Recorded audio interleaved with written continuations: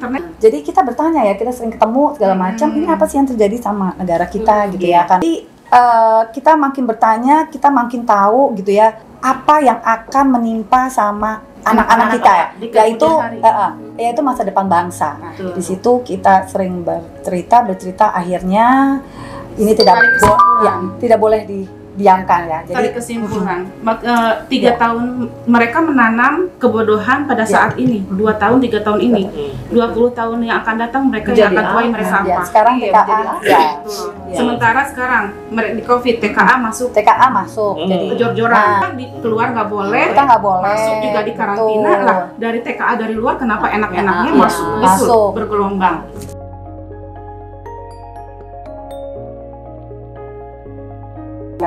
Assalamualaikum warahmatullahi wabarakatuh. Halo guys, sekarang kita balik lagi di WeWatch ya channel. Sekarang di WeWatch ini lagi ada kedatangan teman-teman dari Aliansi Rakyat Menggugat. Mak-maknya. Hai dong. Hai. Ditunggu berisiknya. Cantik, cerdas, berani, militan, dan konstitusional. Apa? Cantik, cerdas, berani, militan, dan konstitusional. Itu Itulah apa visi emak-emak kita. Itu slogan kita.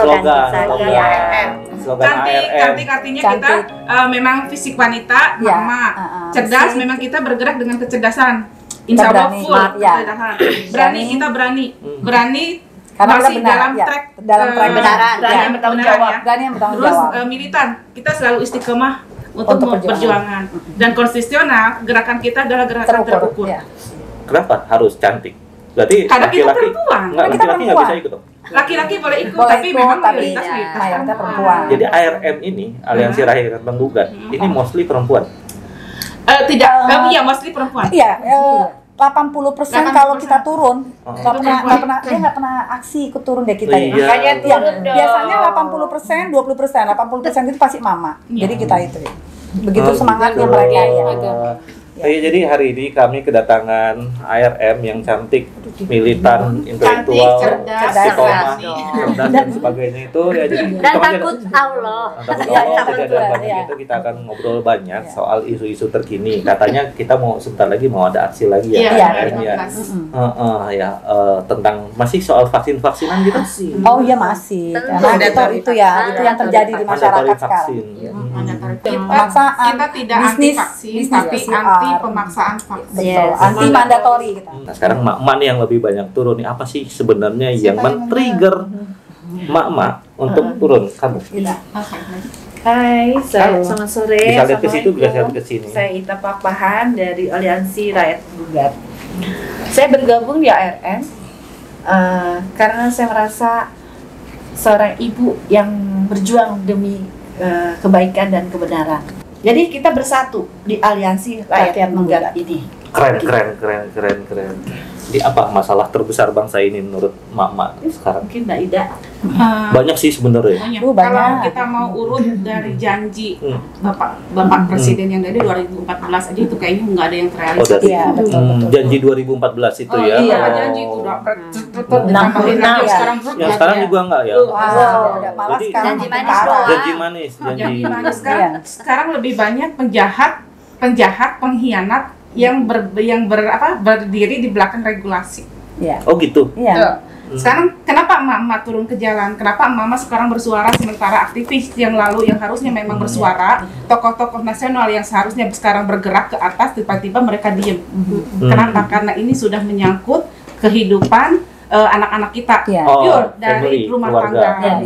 Dan yang merasakan itu siapa? Mak. Para ibu. Kenapa? Dapur mereka sudah terusik. Nasib anak-anak mereka sudah terusik. Terutama setelah COVID 2020 kan. 2 tahun hampir 3 tahun Kamu ini. Kamu Sunda ya? Iya. 2 tahun hampir 3 tahun ini anak-anak kita kan dirumahkan. Artinya sekolah online. Sekolah online itu tidak full.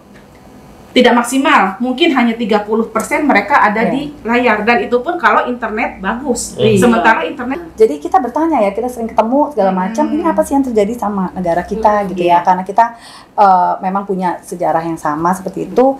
Jadi kita makin bertanya, kita makin tahu gitu ya, apa yang akan menimpa sama anak-anak kita ya, yaitu masa depan bangsa. Betul. Di situ kita sering bercerita akhirnya ini tidak boleh didiamkan ya. Jadi kesimpulan, 3 tahun mereka menanam kebodohan pada saat ini, 2 tahun 3 tahun ini, 20 tahun yang akan datang mereka yang akan tuai mereka ya, apa? sekarang TKA Sementara sekarang di COVID TKA masuk jadi jor-joran. TKA dari negeri Nah, itu ya. sementara kita di keluar nggak boleh, kita nggak boleh masuk juga di karantina betul. lah. Dari TKA dari luar kenapa enak-enaknya Ya, masuk bergelombang.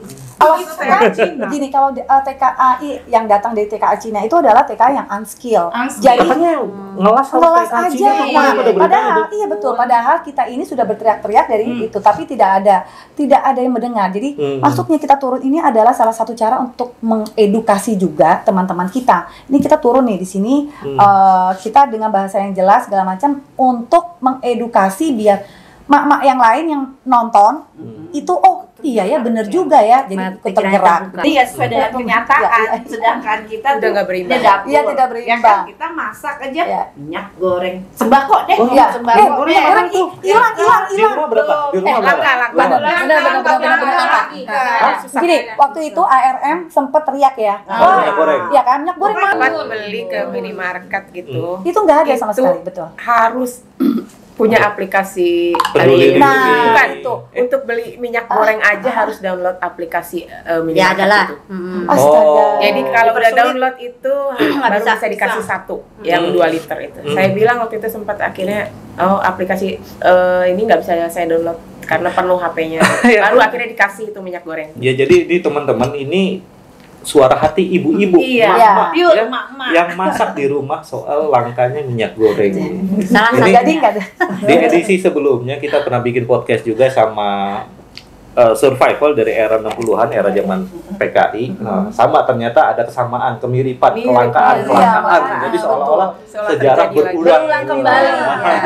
Jadi yang zaman PKI dulu itu seolah-olah berulang kembali. Oke, Nah sekarang pertanyaan buat kita ya, kenapa anak-anak dibodohkan gitu loh? Benar-benar kemarin katanya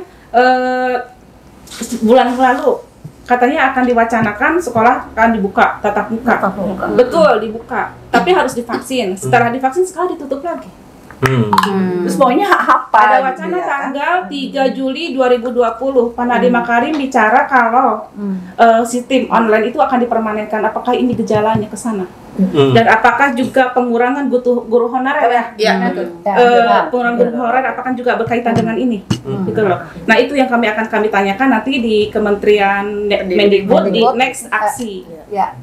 Jadi yang Cuma disesalkan mama yang juga, bergerak ya.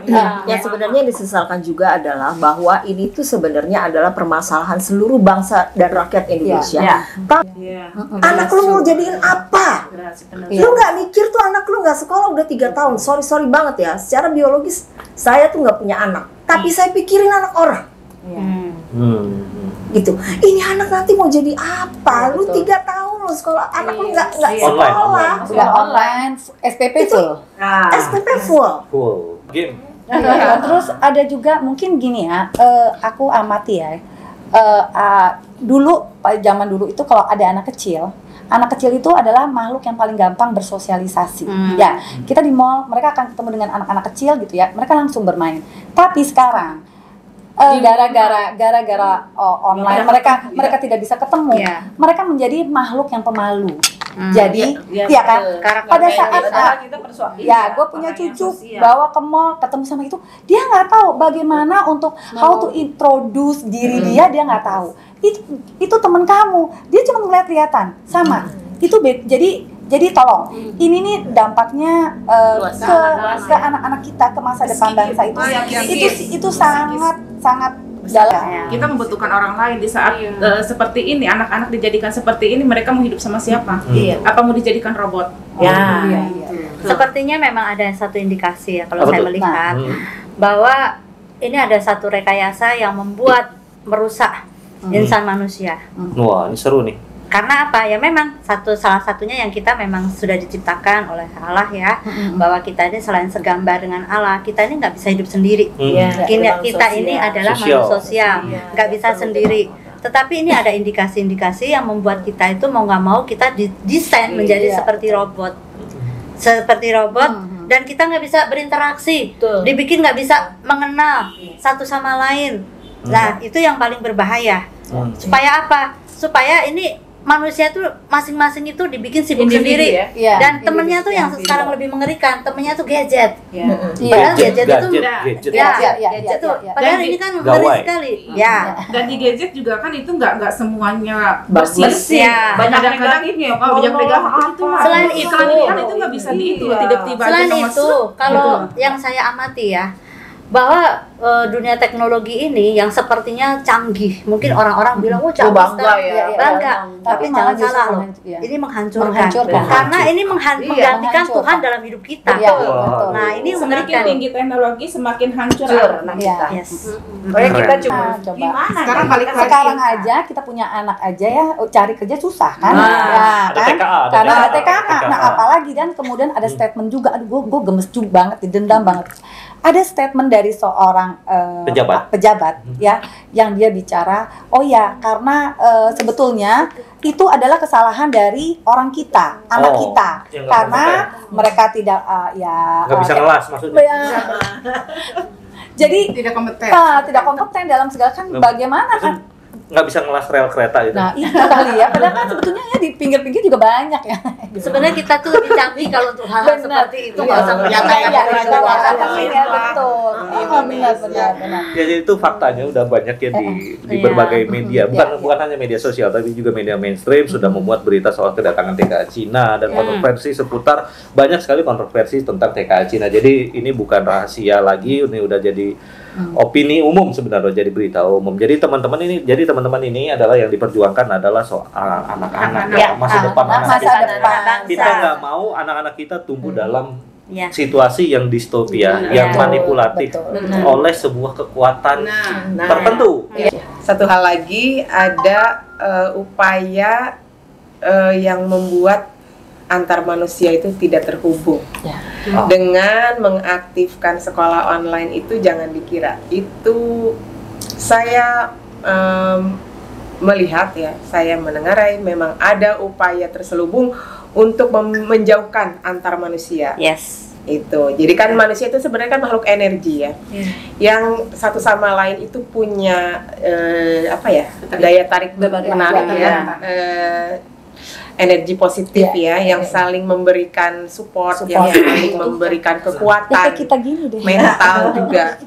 Tapi dengan dijauhkan seperti itu, artinya ada upaya terselubung untuk menjauhkan antar manusia, sehingga tidak punya kekuatan, tidak punya rasa empati, rasa persatuan gitu. Sehingga misalnya kayak seperti ini aja, kami kan bertemu sehingga punya kekuatan, punya ada rasa persatuan untuk berbagi pikiran, untuk menyamakan visi dan misi. Bagaimana jika terjadi sama anak-anak? Tentunya mereka tidak punya kekuatan untuk menyatukan visi misi untuk bagaimana masa depan mereka ke depan, untuk mengkritisi keadaan yang sebenarnya sudah tidak normal ini. Tapi dengan bertemu sebenarnya itu bisa menjadi suatu kekuatan bagi mereka untuk saling berbagi, bertukar ilmu, pengetahuan, pengalaman, dan berbagi kasih juga. Itu yang saya perhatikan, karena saya juga memang sudah tahu bahwa pada tahun 2020 pejabat Kementerian Pendidikan kita sudah membuat statement bahwa sekolah online ini walaupun COVID sudah selesai akan diberlakukan permanen. Ada apa ini? Apa keperluannya sehingga harus sekolah itu diberlakukan permanen? Gitu. Karena akan ada hilangnya pendidikan karakter untuk anak-anak bangsa, hilangnya interaksi sosial antara sesama mereka ataupun dengan guru, itu tidak bisa digantikan oleh lain-lain. Itu pengamat pendidikan sendiri juga sudah pernah berbicara, sudah menentang itu ya, di komisi 10 ya, komisi yang menangani pendidikan itu juga sudah pernah dibahas. Dan saya harap gejala-gejala itu berhenti sekarang juga. Oke. Ya, jadi sementara anak-anak kita makin ditekan, makin dalam tanda kutip dibodohkan. Ini masuk nih tenaga kerja asing gitu. Itu masalahnya kan. Menggantikan. Dan tenaga kerja asing itu berasal dari konon katanya dari sebuah negara komunis. Saya di situ. Jangankan untuk Jadi orang komunis itu bukan seperti yang dahulu ya. Sekarang lebih canggih sebenarnya. Gaya baru. Gaya baru. Komunis gaya Ya jadi itu kata kuncinya komunisme gaya baru. Iya. Oke. jangankan untuk orang-orang cerdas yang intelektualnya tinggi seperti akademisi ya. Iya. Untuk seorang ibu rumah tangga pun bisa menilai ini Oh, iya? sudah tidak normal lagi. Iya, Negara ini betul. sudah tidak sehat. Kita punya Posisi kepekaan anak kami juga. nanti akan digantikan oleh siapa kecuali untuk mereka gitu. Iya. Sekarang aja, Ya, sekarang. makanya kami Ya. turun emak-emak ini Nah. untuk meminta ini hak kami, ini hak anak-anak kami. Tolong singkirkan mereka yang didatangkan dari negara sana. Sekarang kan presiden bilang kan kalau banyak pembangunan ya, banyak pembangunan ini segala macam. Tapi kan banyak juga tenaga kerja kita malah yang menganggur. Iya. Kalau dipakai akal sehat kan harusnya enggak dong ya, harusnya Iya, pembangunan budidaya itu dulu dong mengabsorb yang TK kita kan tenaga kerja kita. Tapi Ya begitulah. begitulah gitu. Oke.